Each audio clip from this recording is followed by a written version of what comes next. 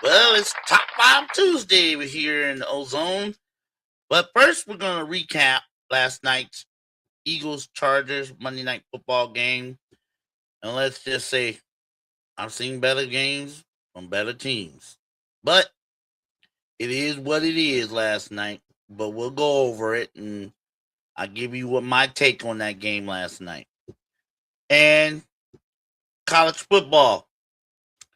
There been so much talk about how the college football playoff system can be changed, revamped, adjusted, what have you. I'm going to give you what I think should how the college football playoff should be going forward in the future. And it is Top 5 Tuesday. Well, I will give you my final top 5 college football Power 5 and my latest NFL Power 5 from week 14. We're going to get into all that right here, right now, in the Total Sports Ozone.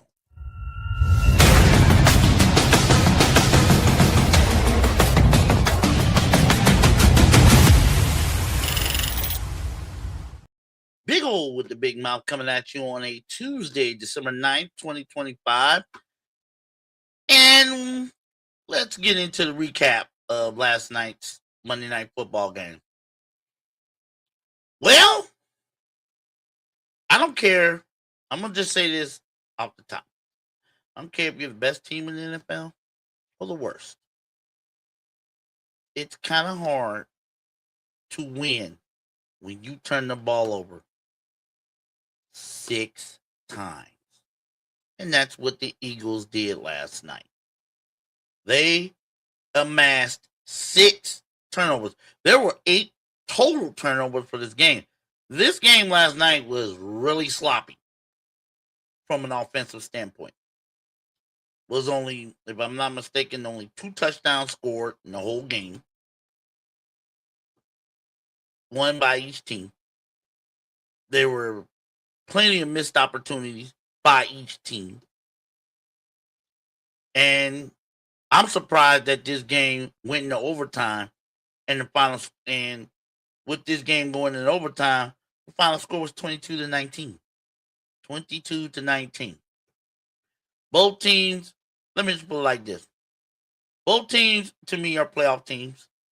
But if they play like they played last night, especially the Philadelphia Eagles, they're not going to be long in the tooth in the upcoming playoffs. I guarantee you that.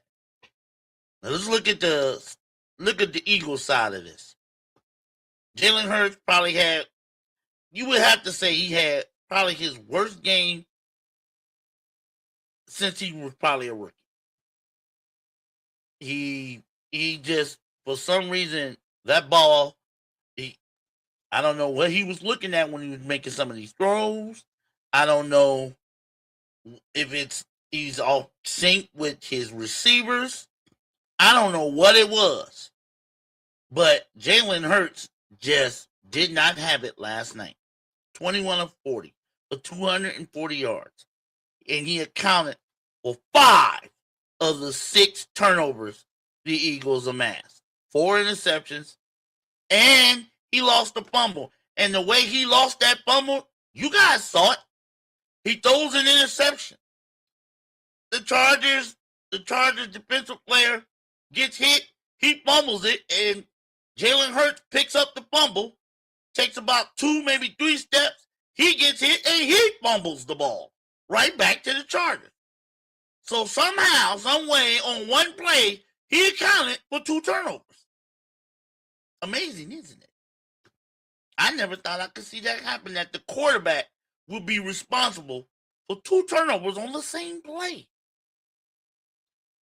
That's the kind of night Jalen Hurts had. And, of course, he threw what amounted to, for the Chargers, the game-winning interception right there near the goal line to end the game in overtime. Justin Herbert, on his side, you could tell that the hand, that's newly surgically repaired left hand, was bothering him. Now, I have to give him much credit and much kudos and tips for my hats for going out there and playing. 3 days after you had your hand surgically repaired, he went out there and played and gutted it out. But he didn't look good at all either. 12 of 26 passing, 139 yards, 1 touchdown, 1 interception, and he was sacked 7 times. So neither one of these quarterbacks, who I believe are some of the more elite quarterbacks in the NFL, did not account themselves good in this game. Hence, there was only 1 touchdown scored on each side. There were missed opportunities, especially with the Eagles. A.J. Brown had a touchdown in his hand and he dropped it. And A.J. Brown, he had 100 yards on 6 receptions, but he was targeted 13 times, and he dropped 4 passes. One was a sure touchdown. Right in his hand, right in the end zone, and it slipped right out of his hands. And Saquon Barkley, it was that one long 52-yard run. If it wasn't for that, he would have had another pedestrian performance. He had 122 yards on 20 carries, but most of the yards came on that 52-yard run for a touchdown. Other than that, he was quiet. Other than that 1 touchdown, Saquon Barkley had another quiet performance. Which leads into my next topic. What's wrong with the Eagles offense, and can they fix it in time? Let's face it, the last, month or so, the Eagles offense has been, let's just say, I'm just going to be nice here. And I'm usually not nice when it comes to my look at teams, whether they're doing good or bad. I'm going to be nice here. Their offense has been at best mediocre. At best. They got, they only scored 15 points last week. The last 2 weeks before that, they scored a total of 19 points. Or like 20-something points total. And then last night, they only dropped 19 points. 1 touchdown, 4 field goals. 1 touchdown, 4 field goals. That was it. What is going on with Jalen Hurts? What is going on with A.J. Brown?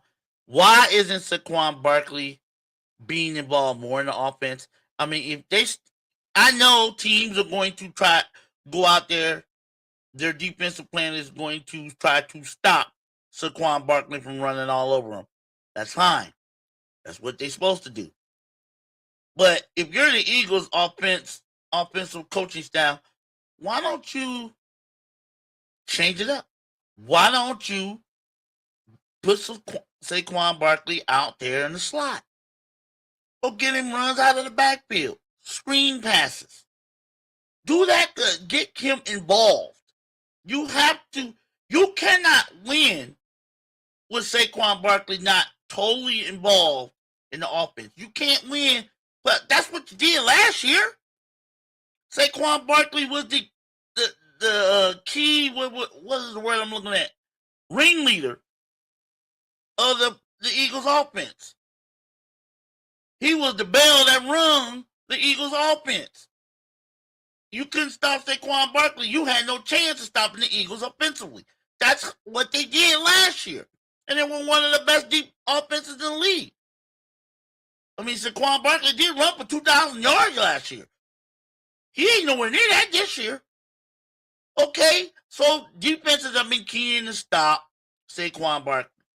That's what they're supposed to do. So if you're the Eagles offensive staff, coaching staff, or whatever, why don't you employ more screen passes for Barkley? Put him in the slot. Let him catch the ball out of the backfield. Don't just put him in the backfield and hope he can run all over when you know the other team is going to be stacking 8 in the box to stop him. Get creative. slots. Let him go deep every now and then. Turn him into a little bit of a hybrid. Running back / receiver. That's what you do. You got one of the best offensive players in the league on your team. Use him. If the run's not working, let him catch the ball. I mean, he got 2 hands, don't he? Let him catch the ball out of the backfield. Throw it to him in the flat, let him work with blockers. Put him some screens. Let him catch some balls out in the slot. Whatever it takes to get him more involved, other than just running him up the middle, running him off to the left side, running him off to the right side, you knowing that the other team's defense is going to key in on that. And Jalen Hurts, I don't know if there's some kind of discord or disconnect with his receivers, but it's just it has not been there over the past 4 or 5 games. Which is surprising to me, considering Jalen Hurts is just coming off a Super Bowl MVP season. But he is missing passes, and the passes he don't miss, they're dropping them, especially A.J. Brown. He's not helping Jalen Hurts out at all. And let's face it, the Eagles have turned the ball over 9 times in the past 2 games. You're not winning much of anything. You do that. I don't care, like I said at the beginning of the show, I don't care how good a team you are or you think you are. I don't care how bad a team you think you are. You turn the ball over that many times. You give the other team that many extra possessions by turning the ball over, chances are you're going to lose. I am surprised that this game went into overtime, considering the Eagles turned the ball over 5 times up until the overtime period. I'm surprised that game went into overtime. Mainly, probably because the Chargers offense wasn't that much better. It was a little disjointed. I'm going to key that to the fact that Justin Herbert still hurting with that left hand. He just, like I said, he gutted out that performance, but you can tell that surgery probably affected his performance. It had to, because he has to worry about that hand, especially when he's getting sacked as many times as he has last night, 7 sacks. He has to worry about that left hand, even though he throws with his right.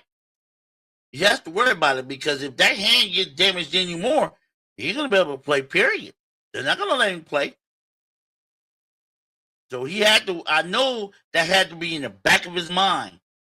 And it probably threw off his concentration. And you can tell by some of the throws he missed. He was hurried most of the night, flushed out of the pocket. He never looked really comfortable. But he only threw 1 interception as far as the Jalen Hurts throwing 4. So it's not like he didn't help the Chargers lose the game. Jalen Hurts helped the Eagles lose that game. I have to say, his performance, we've all seen better from him. And we all expect better from him. But something's going on with the Eagles offense. And my personal take is, I know they deal with it. Everybody deals with injuries, though. But my personal take is, you have got to use Saquon Barkley better. Not just running the ball left and right, knowing the other defense is going to key in on that. They're one of the keys is to stop Saquon Barkley. Get creative. If you're any of the Eagles, get creative. Use Saquon out of the backfield. Screens. Throws in the flat. With blockers in front of him. Use him in the slot. That's what you do. Get him more and more involved in all aspects of the offense. Not just running the ball left, running the ball right. Because like I said, other than that long 52-yard touchdown run, he was quiet again. You take that away, he only has 70 yards. and they were mainly like little short 2, 3, 4 yard runs. Not the explosive runs that we've seen him do all last year. None of that. He had that one, and that was it. He was quiet the rest of the night. And I'm telling you, the Eagles right now, if anybody, they're 8-5, yeah.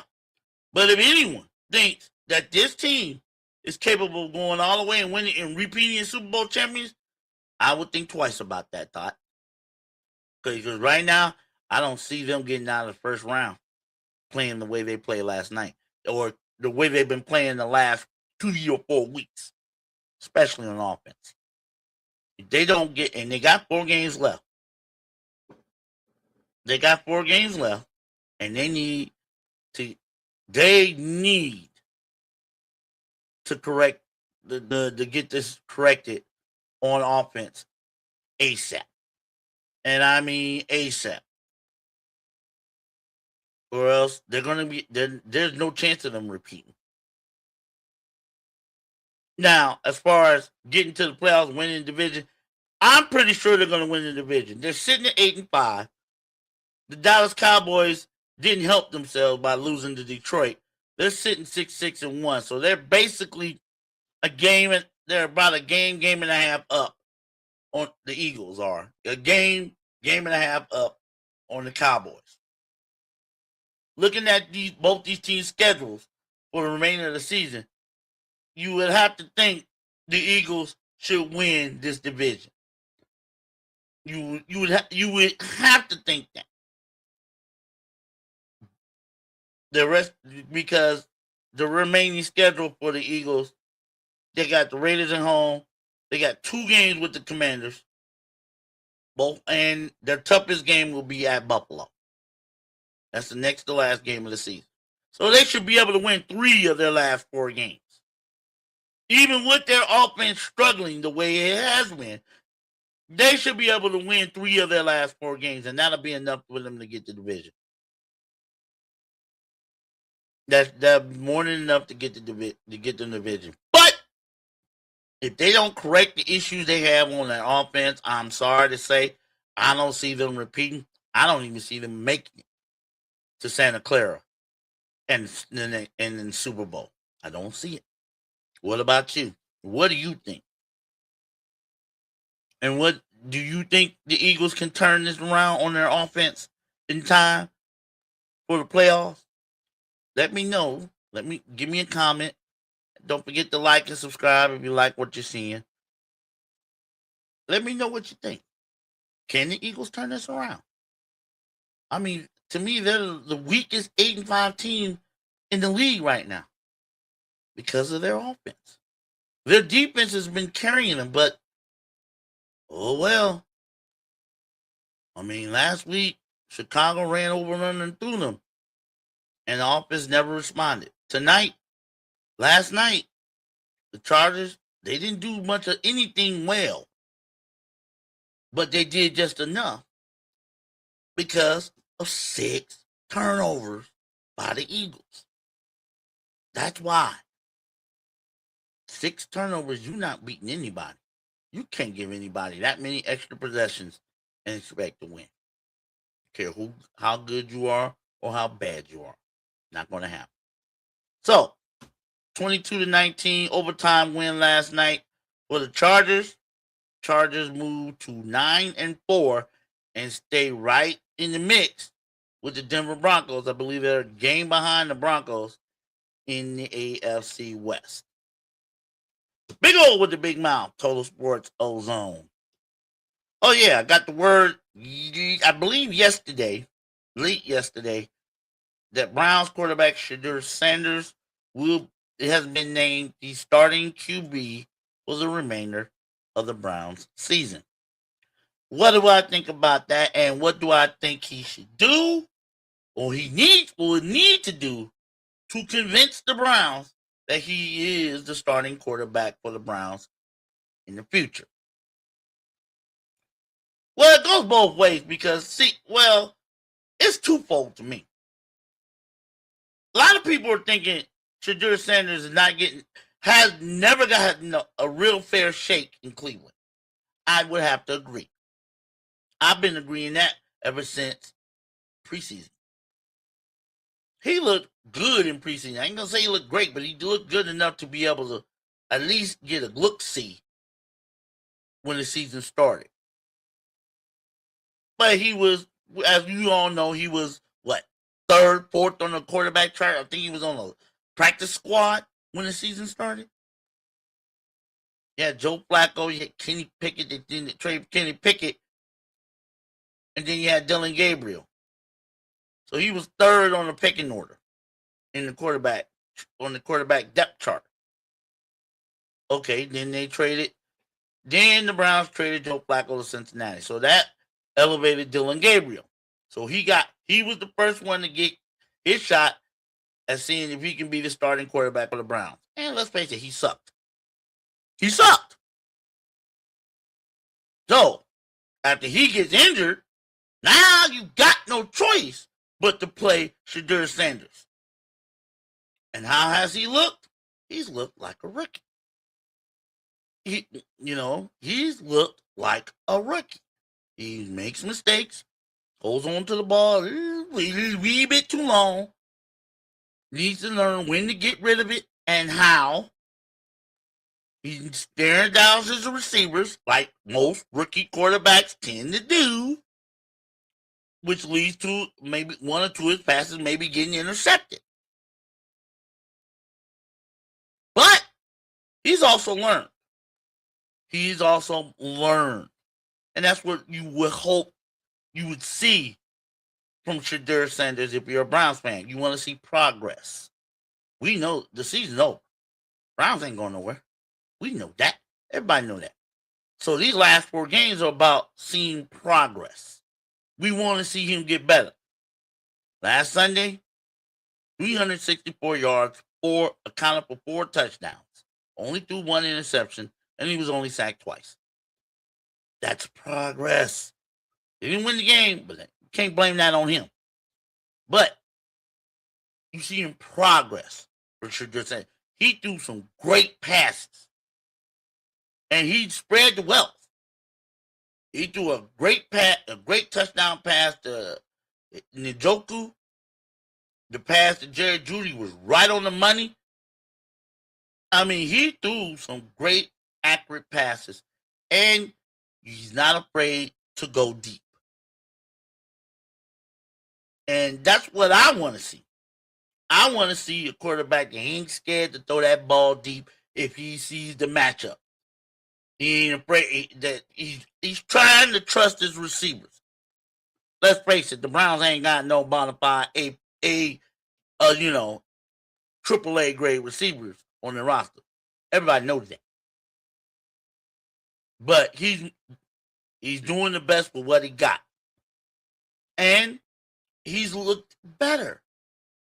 From the time he started, he came in and when Dylan Gabriel got hurt in the second half against the Ravens to now, you have to say he's looked better. Yes, I know he was playing the Titans. But still, we got to see what he can do. So, I am glad he will be the starting quarterback for the rest of the season. But will he? What we need to see? What I need to see from him to convince me that he is QB1 for the future of the Cleveland Browns? Take care of the ball. No silly interceptions. I know he's gonna throw interceptions, but not no silly ones. Not no ones like make you think, what the hell are you doing? I don't need to see that. 2, get rid of the ball. Stop hanging on. I know rookie quarterbacks tend to do that, but he has got to learn. If it ain't there, throw it away. If it ain't there, throw it away. Go through your reads. You need to be going through all your reads within 3 seconds or less. Go through your reads. If it ain't there, either run or throw it away. That holding on the ball too long is going to end up with sacks and turnovers. I think he's learning that. I hope he learns that. Keeps learning that. I like the poise. I like the leadership. And I hope Kevin Stefanski lets this boy lead. Let him lead the offense. The only way he's going to learn is to lead. He needs to be the leader. And it's up to his coaching staff and his teammates to let him be the leader. Whatever you got to lose, you ain't going nowhere. So that's what I think I need to see from Shedeur Sanders to convince me that he will be the starting quarterback of the future. Take care of the ball, get rid of the ball if it's not there, and continue to lead. Those intangibles that all great quarterbacks have. The Joe Montanas, the Tom Brady's, Peyton Manning's, and so forth. They have those one or two intangibles that you can't teach. That's what I need to see from Shedeur Sanders for the rest of the season. Because they're not playing no chump teams their last 4 games. They got to go to Chicago next week. They still got to play the Steelers again. And they got the Bengals again. So it's not like they're done playing tough teams. They're playing, 3 of their last 4 games against teams that were vying for playoff spots. So this is going to be a tough test for Shedeur Sanders. It's not going to be easy. But we need to see. We need to see continued growth. We need to see continued development. And the coaching staff has to put him in a position to succeed. Last weekend, I don't think Kevin Stefanski did that. I hope he learns that if he wants to save his job, if he has any inkling of being the head coach of the Cleveland Browns in 2026, you might want to help this boy. You might want to help number 12 succeed. I'm just thinking. Just think about it. Just think about it. Big O with the big mouth, Total Sports Ozone. Let's switch gears to college football. Now, I've been hearing this on the radio. I've been seeing this on TV, ESPN, and Fox, and La-Da-Dee. I've been seeing this on websites and on my social media feed, all about Notre Dame and their gripe about being left out of the college football playoff. I've heard negative. I've heard the negative about this. I've heard the positive about this. Ain't been much positive. But I've heard a lot of pundits and critics talk negative about Notre Dame. And I've heard the teams that are for the players or pundits that were for Notre Dame being in. And here's my take. I think I might have said this yesterday. Here's my take. Like I said, I think I did say this yesterday. If it was up to me, Notre Dame's not getting in. Why? You lost to Miami. That's head to head. Forget conference affiliation. I don't care what conference you were being independent. Let's look at your dang record. Let's look at the schedule. Your 2 best games on your schedule, you lost. You lost. Miami, you lost. First week of the season, you lost. Came home next week, Texas A&M, you lost. Well, you didn't lose by much in these games, but still, you lost. Had you beaten Miami, you'd probably be in right now, because the rest of the schedule after the A&M loss, the rest of the schedule was cupcake. Let's face it, it was cupcake. You had cupcake upon cupcake upon cupcake. You might maybe USC, maybe Pitt, because those were the only 2 teams that were anywhere near ranked or ranked in the college football playoff when you played them. But they weren't highly ranked. They were in the 20s. And then let's look at the rest. Syracuse, Purdue, Boston College, You beat a good Navy squad. Okay, Navy squad. Arkansas. These are the teams you beat. You slaughtered. You beat. Yeah, okay. Wasn't going to impress anybody. Were they? No. Notre Dame, I don't know if this is what I say to Notre Dame. I don't know if you're ever going to join a conference. I think you like that money. You just extended your television right deal with NBC and the like up until 2029. So I seriously doubt any time in the near future that Notre Dame is going to join a conference in football. Everybody know in every other sport Notre Dame plays, they're affiliated. They're in the ACC conference.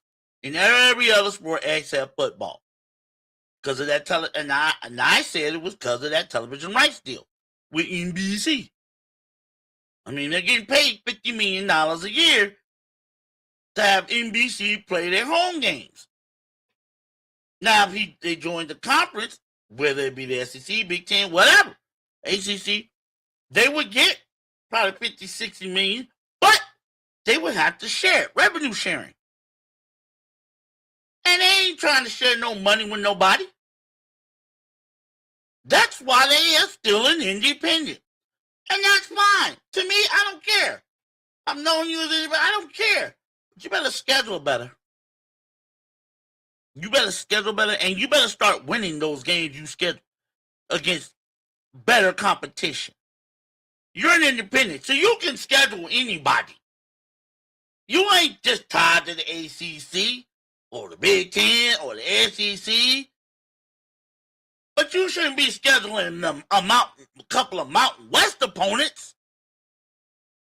So then, you shouldn't be scheduling the lower tier ACC, Boston College, Pitt.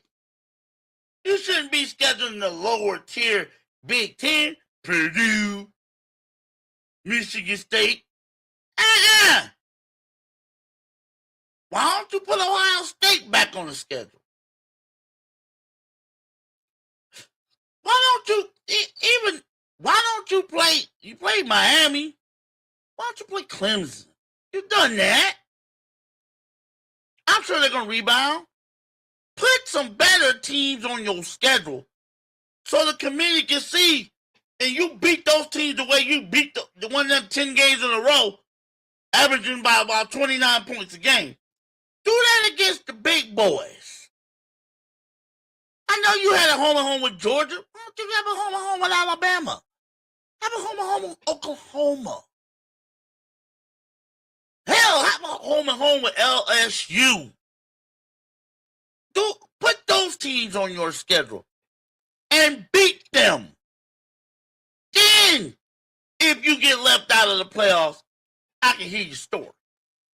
But right now, I can't hear your story. I can't buy it. And I said yesterday, when the Duke Blue Devils won the ACC championship, I knew one of the bubble teams, that was Miami, Alabama, Notre Dame, one of those teams that was on that bubble was about to get their bubble burst. And it just so happened to be Notre Dame. I knew the College Football Playoff Committee was not going to punish Alabama for playing one extra game, even though they got their ass handed to them in that extra game. They weren't going to punish them, even though they have 3 losses. I knew they weren't going to punish them. And as you can see, they didn't. So it all came down to Miami and Notre Dame. And it was that's a simple formula. Head to head. They both played. Miami won. They get in. That's what happened when Duke won. Duke winning, like I said, Duke winning the ACC championship took an at-large spot away, because you had, by the CFP rules, you had to put the 5 highest-ranking conference winners into the playoff as automatic qualifiers. If Virginia would have won, they would have been the highest-ranking ACC highest ranking ACC team that won the conference championship. So they would get automatic bid, which would have knocked out either James Madison or Tulane, probably James Madison. And that spot would have went to Notre Dame. Sorry, you really can't blame nobody but yourselves, Notre Dame, and Duke. Blame them. Cuss them out. Or blame Virginia for losing that game, the ACC championship. Blame them. And blame yourselves.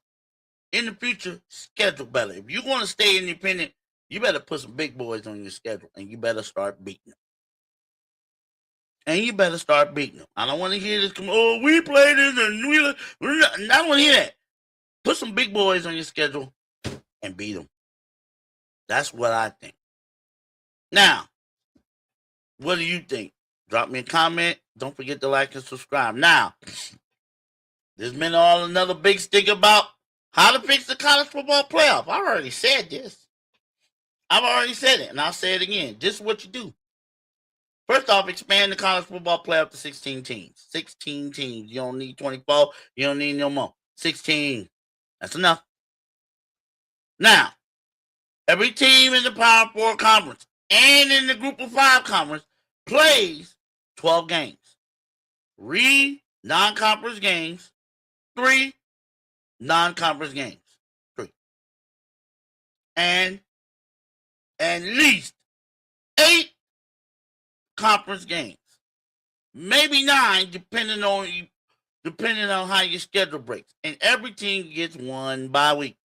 Not 2. You don't need 2. 1. That's enough. Now, get rid of the damn committee. Get rid of them. All right? Get rid of the damn committee.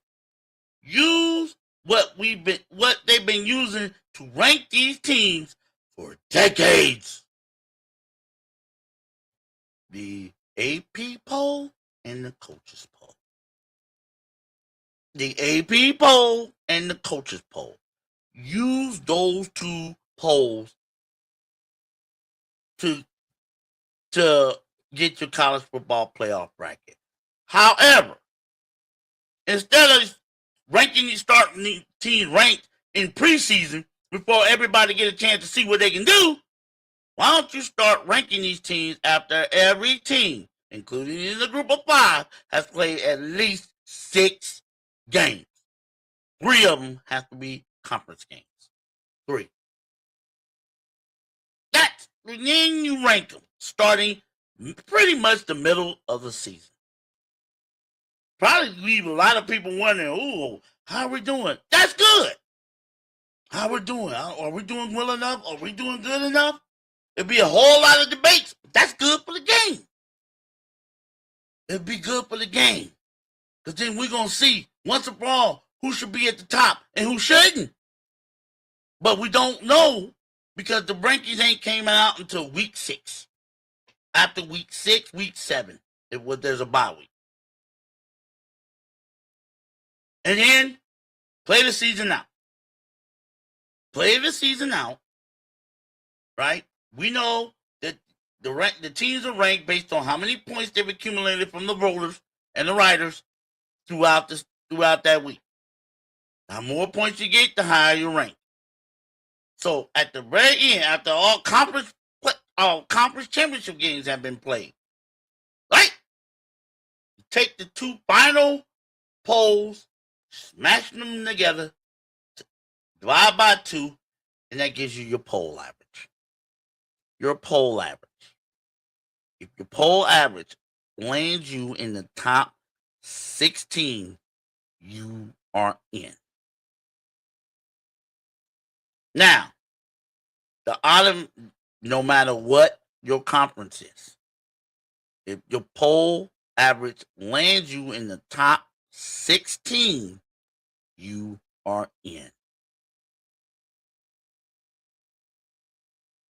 There you go. With the top 4 teams getting buys. Actually, the top 8 teams getting first round buys. There you go. get first round buys. The top 8 teams get first round buys, and they get guaranteed home playoff games. There you go. Simple. It's simple. It can't be more simple. That's what you use. Use what we've been using for decades to rank these teams. The AP poll and the coaches poll. But get a committee. What do they know? There won't be much bias. There might be a little bit bias. There's always going to be some bias toward the SEC. But it ain't going to be that much. It'll be right there. You want to get into the playoffs? You better win your games. You better win your games. Period.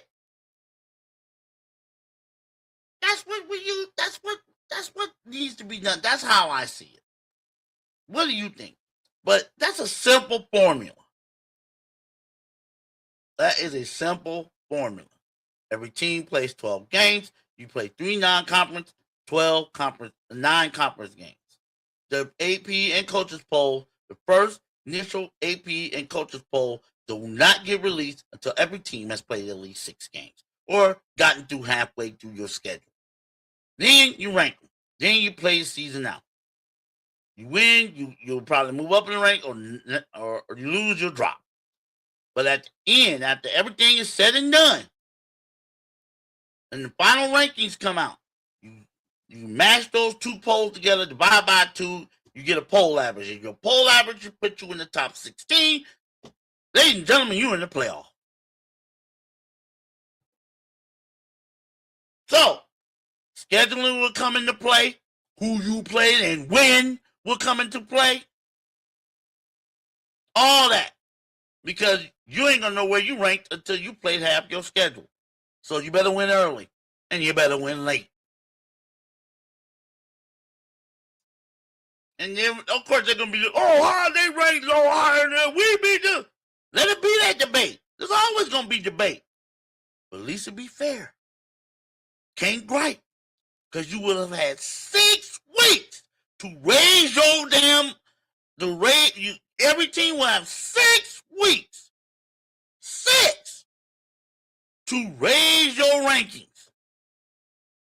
And if you didn't do it, don't blame nobody but yourself. It's fair. It's easy. No committee to bitch at. And everybody gets a shot. Even the group of 5. Everybody gets a shot. You just better schedule good teams, and you better win your games. Period. That's how I see it. How do you see it?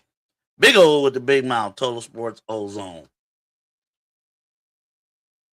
Let me get into this real quick. We got to get into running low on time, so we got to get, it is Top 5 Tuesday. So, let's get into my top 5 teams. This is my final Power 5 from college football. Because I won't be doing this for the playoffs. It don't make no sense. So, these are my top 5 teams. Final top 5 in Power 5 in college football. We got number 5. I'm going to have the Oregon Ducks staying right there. 11-1 is 11-1. And they took care of business when they needed to get themselves into the playoff. And they want to get rewarded with a home playoff game against James Madison. So they stand right where they should be.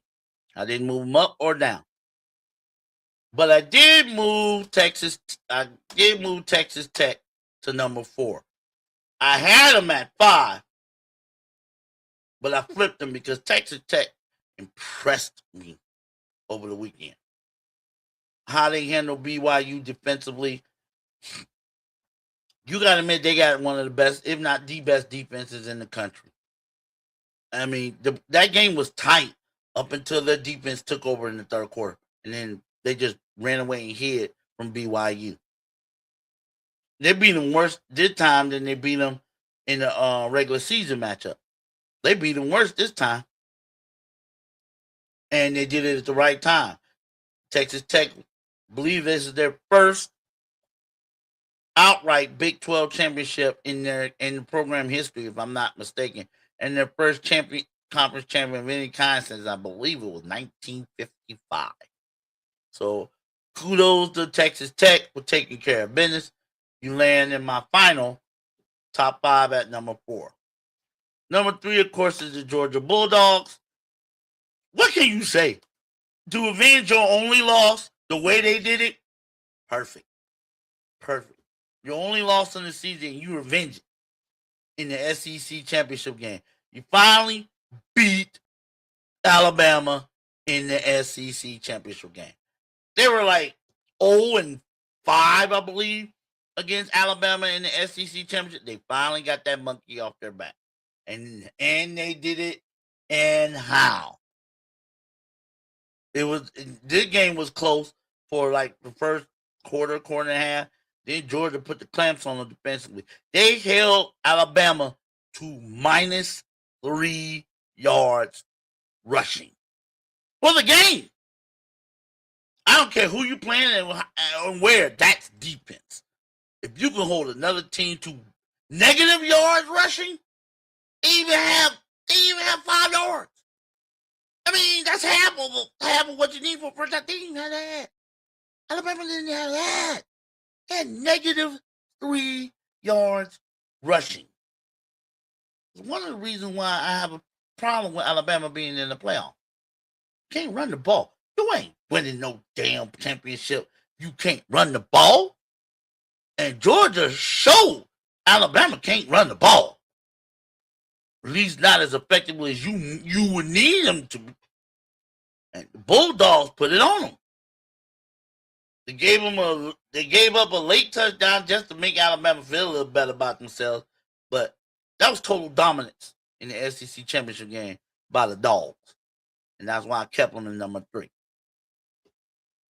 Number 2, number 1 and number 2 have been flip-flopped. I am a Buckeyes fan. I make no apologies about that. But it is what it is. Like I said, I call it like I see it. And I have no problem moving Ohio State down to number 2. They didn't take care of business in the Big Ten championship game. A couple of turnovers, some missed opportunities, a missed field goal. Hey, they held Indiana to 13 points. I don't think any other team or Indiana's schedule has been that good defensively against Indiana. But they didn't make the plays they needed to make. They made mistakes on offense and on special teams, and it cost them. And then when you play substandard, I gotta lower you. I gotta bump you down. Even if you are my team, and like I said, I make no favors when it comes to my list. And I had no problem moving them down to number 2, which means number 1 is the Indiana Hoosiers. They are the only undefeated team in college football, and they're the Big Ten champions. Tip my hat to Kirk Cignetti and the Hoosiers. If Kirk Cignetti does not win Coach of the Year, something wrong. I mean, let's think about it, y'all. Think about it. Did anybody ever even consider Indiana football before the last couple of years? Hell no. We're talking about the losingest program in college football history. And in 2 years, Coach Kirk Cignetti has turned that team into the number 1 team in the country in 2 years. What can you say about that? That's remarkable. And did it Indiana. Indiana is not a college football blue blood. Basketball, maybe, but not college football. And here they are sitting up. Right now, they're sitting on the top of the mountain. Right now. Now, we still got the playoffs. Indiana's the 1 seed, Ohio State 2 seed, Georgia the 3 seed, Texas Tech 4 seed. Those 4 teams get those first round buys. Let's see how the first round buys affect their play when we get to the second round. And none of those teams are playing home games. I believe Indiana will be going to the Rose Bowl. Ohio State will be going to the Cotton Bowl. Georgia to the Sugar Bowl. Texas Tech to the Orange Bowl, I think. I have to look it up again. We'll see how that layoff will affect them. But that is my final college football Power 5 for 2025. What do you think? Should somebody be up there that they ain't? I do have 3 conference champions up there. So, if I made a mistake somewhere, let me know, okay? Drop me a comment. Let me know what you think. But that is my final top 5 in college football. Now, let me get real quick to the NFL. We got to get NFL, my top Power 5 NFL from the ending of week 14. Let me pull it up. The Power 5 NFL teams from the ending of week 14 as of yesterday.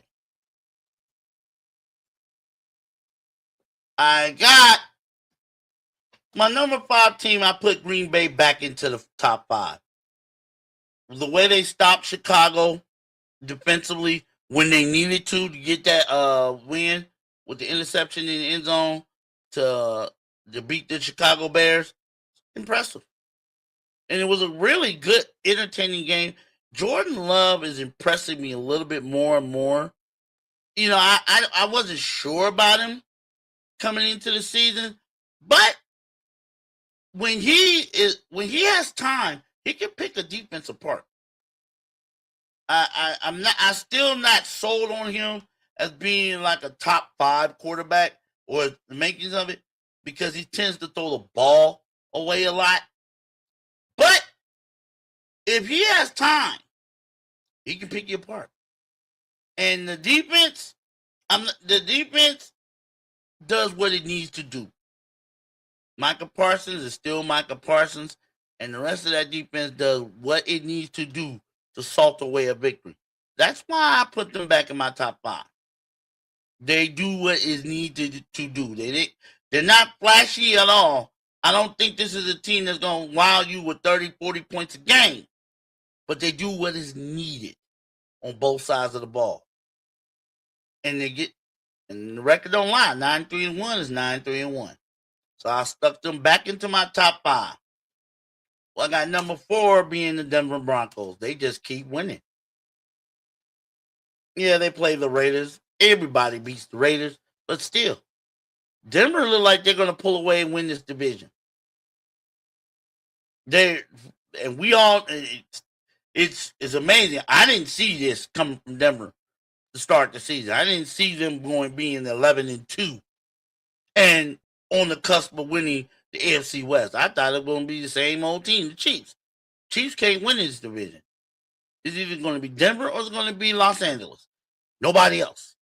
And it looks like if Denver, I believe Denver plays the Chargers one more time, win that game, that's the division. That's a division, and it looks like a home playoff game. If they keep this up, they're going to be battling with another team in my top 5 for home field advantage throughout the AFC. Now, who would want to go to Denver, Mile High, in the wintertime in January to play those Broncos the way they with their defense? I wouldn't want to. We're going to find out. I got number 3 is the LA Rams. I moved them up from 5. They got that one bounce back win that every team looks forward to getting when they trounced the Cardinals in Arizona, coming off that loss to the Carolina Panthers. If Matthew Stafford, right now, he's my leading candidate for league MVP. With Patricia, Adams, Williams, this team can do it all. This team can run the ball. They can throw it. They got good defense. They got good special teams. This might be the most complete team in the National Football League. And I'm not just saying that being facetious. I'm being funny about it. I've seen them play. I've seen them play multiple times. This may be the most complete team in the league. Maybe. Even after a tough loss on the road, bounce back and destroy the next team on the road. What do you say about that? This team has the total package to me. But there are a lot of good teams in the NFC. So we're going to see. The NFC is wide open to me. The NFC is wide open. And it ain't the usual suspects. But we're going to see what this looks like. Because even with the Rams being 10, they ain't wrapped up nothing yet. And they still got the Seahawks, the 49ers breathing down their neck. It's going to be fun last 4 weeks of the season. But on my list this week, I got the Rams at number 3. My number 2 team this week is the New England Patriots. They had a bye week, so they don't move. Stay right there at number 2. And finally, my number 1 team was my number 1 team from last week, the Seattle Seahawks. They destroyed the Atlanta Hawks in their Atlanta Falcons, in their building. The last 2 games, the Seahawks have not allowed a touchdown. The last 2 games. They've allowed a total of 9 points in the last 2 games. They held the Falcons in their house to just 3 field goals. They got timely turnover. They got an opportunistic defense. I'm still not completely sold on their offense with Sam Darnold and their inability to run the ball effectively, but they do have, I believe, the best wide receiver in the game in Jackson Smith and Jigba.